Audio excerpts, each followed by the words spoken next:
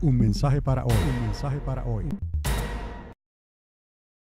Intento para que Él venga a nuestras vidas y recupere el lugar de la lámpara que le fue dada a la iglesia, al pueblo de Dios, en aquellos días, en el principio. La crisis de la fe, de esta fe, comenzó a principios del cuarto siglo. Históricamente les voy a mostrar algo aquí limitado, pero que le da una idea de lo que creemos que ocurrió, porque la historia es muy clara en esto. En ese cuarto siglo, en el año 313, ocurrió un edicto, se le llamó el Edicto de Milán, firmado por dos, digamos, grandes emperadores que en aquel entonces estaban divididos en el este y en el oeste. Y se trajo libertad de culto a la perseguida iglesia que nació en Jerusalén y que se había esparcido por todo el imperio. Este edicto trajo la libertad de culto, pero uno de esos dos emperadores salió más vivo y listo que el otro. Le quitó la vida al otro para él poder reunir su imperio, y su nombre fue Constantino I el Grande, y logró sus objetivos. Pero para lograr sus objetivos, no sé, forjó un plan, una idea, algo, y tuvo un propósito claro y definido, y convenció a los cristianos de que llegó la hora del cambio, llegó la hora de la reforma, y todo cambió a partir de ese tiempo de Constantino el Grande. Para el cristianismo todo cambió, y lo extraño de todo esto es que todo cambió para bien, aparentemente. Ahora podían tener propiedades, ahora podían tener libertad, ahora podían establecerse oficialmente y crecer como una institución. Todos estos reinos de la tierra, en cierta manera, se los dio Constantino el Grande con lo que él hizo. Y finalmente, en cierta medida de conformismo, les trajo la paz para la iglesia. No sin antes cambiar el día del servicio del Señor, que era el sábado normalmente, al domingo. Pero por las razones equivocadas, no porque fuera el primer día de la semana, sino porque había algo maquiavélico, maligno detrás de todo eso. Y parece ser que los rigores de la persecución habían motivado en aumentar la fe en Dios. Y ahora, a partir de este tiempo, ya no habría persecución como la hubo antes.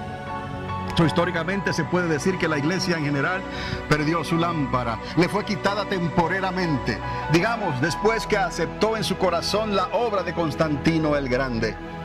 Otra vez recuerda, por tanto, de dónde has caído y arrepiéntete y haz las obras que hiciste al principio, si no, vendré a ti y quitaré tu candelabro de su lugar, tu lámpara, si no te arrepientes. Esa lámpara significaba el poder y la autoridad de la iglesia en general. Dios nos llamó y estableció su iglesia de negociantes, de personas preparadas. Habían personas preparadas entre ellos, obviamente, pero Él no hizo eso su agenda. No estableció una iglesia de personas eruditas y personas enseñadas en la escritura. Conocían la palabra de Dios, pero sus ojos fueron abiertos, sus oídos fueron abiertos para aprender del Espíritu Santo, no necesariamente de la letra, que en aquellos entonces esa letra, esa palabra era manipulada por los líderes del judaísmo. ¿Me explico? Y la historia se ha repetido hasta el día de hoy. Cualquiera puede manipular esta palabra conforme a sus intereses y hacer de ella villas y castillos y establecer planes y objetivos que no tienen necesariamente que ser conforme a lo que el Espíritu Santo le está hablando a su iglesia, porque el Espíritu Santo nunca va a contradecir esta palabra. El Espíritu Santo es transparente, el Espíritu Santo es la verdad.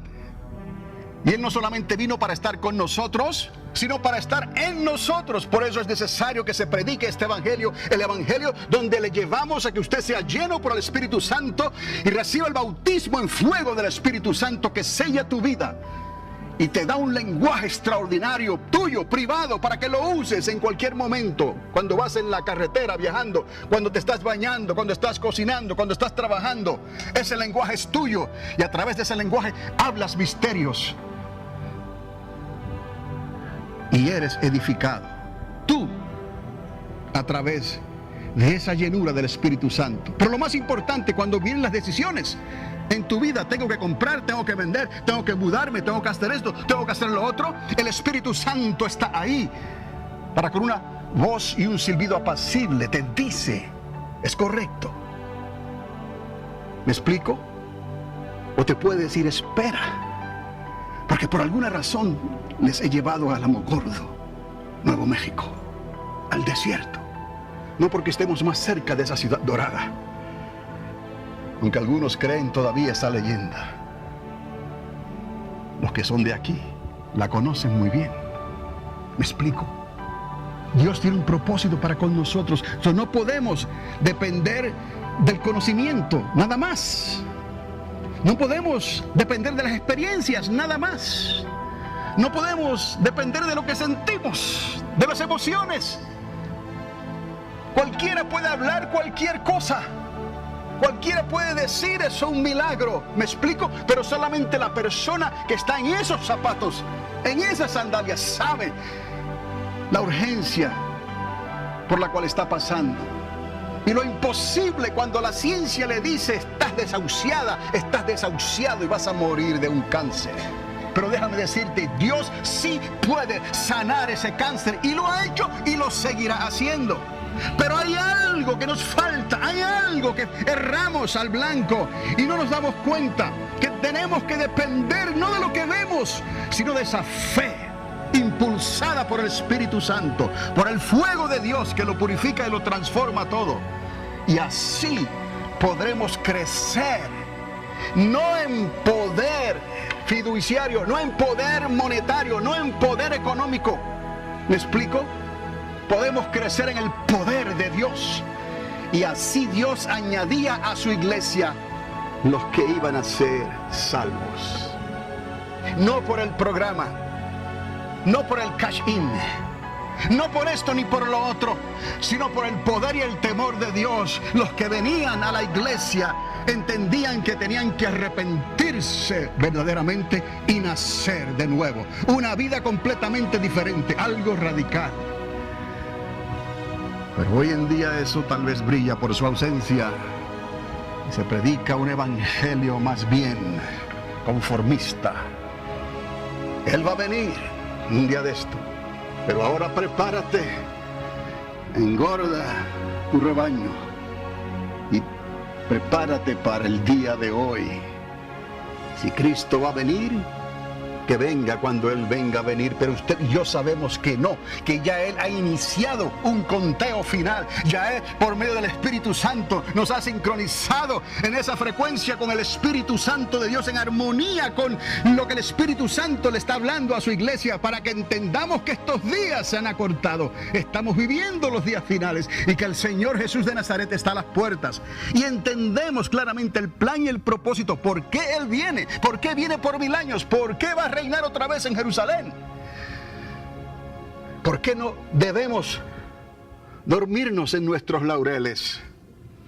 Porque el mundo, o quizás ese evangelio conformista, te ha susurrado al oído: oh, pastor, no creo que eso va a ocurrir en mi tiempo, en mis días. Déjame decirte, número uno, que el mañana no le está garantizado a nadie. Pero lo que me dice a mí la palabra y el Espíritu de Dios es que preparémonos ya, porque el fin se acerca. Y algunos dirán, no, pero eso se ha dicho a través de toda la historia. Pero no toda la historia se había cumplido como se ha cumplido hoy, en este verano del 2014. Mire nada más lo que está ocurriendo a nuestro alrededor. No diga nada. Considere como hombre sabio que debe venir el mal, ¿no? Y se prepara. Y no como el insensato, que ve venir los rumores de guerra, las hambres, las pestes. los problemas, los terremotos, las guerras, todo el terrorismo. Y dice, no, todo va a estar bien. Dios está conmigo. El rapto me va a llevar. Mire, si no estamos preparados para creerle a Dios y creer estas cosas, usted no está preparado para el arrebatamiento de la iglesia. Porque esto también se va a recibir por la fe. No es una garantía. Pero algunos se ofenderían hoy en día. Históricamente, rápidamente voy a tocar esto. Después que el pueblo de Dios, el cristianismo de aquel entonces, aceptó en su corazón la obra de Constantino el Grande, todo siguió cuesta abajo. Y el Señor siguió hablando. La lámpara significa el poder y la autoridad de la iglesia general y lo has perdido. Según una visión, Constantino el Grande se convierte al cristianismo y hace que esta sea la religión oficial del imperio. Ahí puede ver una cruz en las nubes. Según esto es la visión que él tuvo. Se dice, sin embargo, que él no se bautizó como cristiano hasta poco antes de morir. Esto también lo confirma la historia. La religión del Sol Invictus continuó siendo parte de la religión estatal hasta que el paganismo fue abolido por decreto de otro emperador, el emperador Teodosio I, el 27 de febrero del 380. Constantino decretó el 7 de marzo del 321 que el día Solís, o sea, al decir el día domingo, sería el día romano del descanso, y firmaron y aceptaron el código justiniano, que les leí la semana pasada. Ahí pueden ver la copia de una moneda por el frente, el rostro de Constantino el Grande, y en la parte de atrás las iniciales y la veneración al Sol Invictus. Esa moneda oficial de Constantino continuó llevando la leyenda relativa al Sol Invictus hasta el año 323. Se cree que la reforma traída por Constantino fue una de las decepciones mayores para el cristianismo por conveniencia política, porque esto fue, obviamente, la historia da suficiente información para creer que esto fue un juego político para unir el imperio y poder entonces hacer lo que él quería eventualmente. Esto terminó con los lazos que relacionaban al cristianismo con la fe de los creyentes judíos. Al cambiar el día del Señor, del sábado al domingo, se cortaron esos lazos inmediatamente y comenzó algo completamente diferente. No se olvida el cristianismo, que no se olvide, que no nos olvidemos que nosotros salimos del judaísmo. No hay mayor peligro para el pueblo, otra vez, para el pueblo de Dios, que una persecución de indiferencia. Esta vez subrayé la palabra persecución porque nos estamos dando cuenta que hay diferentes clases de persecuciones. Porque el diablo sabe más por viejo que por diablo. Y también conoce la escritura hasta donde se le ha permitido conocerla. Y él está siguiendo un recuento de estos eventos. Y sabe que le queda poco tiempo. Y de la única manera que puede ocurrir esa apostasía final es que ocurra una persecución de indiferencia. ¿Sabe lo que es una persecución de indiferencia? Es prácticamente lo que estamos viviendo hoy. Tranquilo. Di lo que digas, pero nadie te cree. Nadie te hace caso. ¿Quién ha creído a nuestro anuncio? ¿No? Tranquilo. Ten a tu Dios. Llévalo contigo. Pero ese Dios no va a intervenir en los negocios y los asuntos de la nación. Una nación que ha dicho One nation under God. Una nación que ha dicho una nación bajo Dios. Con los labios le honran, pero su corazón está lejos. Es extraordinario lo que está ocurriendo allá afuera. Y hacen referencia a la Biblia, hacen referencia a la iglesia, hacen referencia a lo bueno llaman malo y a lo malo bueno. Y luego dicen praise Jesus. ¿Me explico? Gloria a Dios. Y otros utilizando la ley de la tierra. Su corazón se ha endurecido, que no tienen misericordia para con los extranjeros. Y dicen gloria a Dios. Esa es una nación de leyes. Y por cuanto es una nación de leyes, tenemos que obedecer estas leyes al pie de la letra. Y se olvidan que Dios pesa los corazones. Y que en el corazón de Dios hay lugar para la misericordia. Y que Dios siempre, tú tuvo misericordia de los extranjeros y le dio instrucciones al pueblo de Israel, lo que tenían que hacer cuando los extranjeros cruzaran sus fronteras. Si Dios decía esto, amados, era porque Dios estaba en control y no se iba a salir esto de control. Una nación que teme a Dios será prosperada por Dios si obedece a Dios, aún en estos detalles que parecen imposibles, porque hay que controlar quién entra y quién sale en la nación conforme a la ley de la tierra. Pero si a costa de todo esto mi corazón se va a endurecer como una piedra, como la mujer de Lot, ¿para qué dicen que son creyentes? ¿Para qué dicen que temen a Dios? ¿Para qué dicen que creen en los 10 mandamientos? Amarás a tu prójimo como a ti mismo y no le hagas a nadie lo que no te gustaría que te hicieran a ti. Argumentos nada más hoy en día. Y cualquier abogado se pondría pico a pico por ahí para tratar de refutar estos argumentos, porque no creen la palabra. Pero ¿qué vamos a hacer nosotros? ¿Tenemos que dejarnos llevar por lo que dice la palabra? ¿O vamos a predicar otro evangelio? El que ellos quieren escuchar. Eso no de todos es la fe. Jesús siguió diciendo: quitaré tu candelabro de su lugar.